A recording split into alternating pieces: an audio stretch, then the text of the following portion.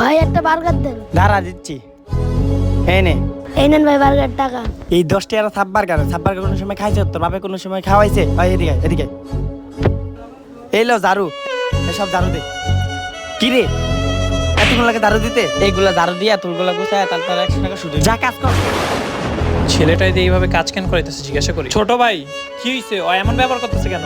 আসলে ভাই সেটা কি, এই জন্য আমার কাজ করে দিস।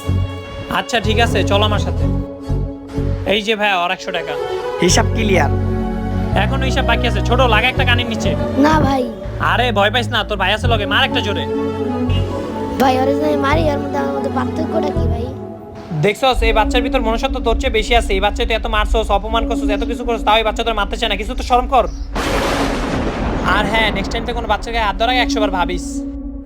আমার কথাগুলো ভালো লাগলে অবশ্যই কমেন্টে জানাবেন।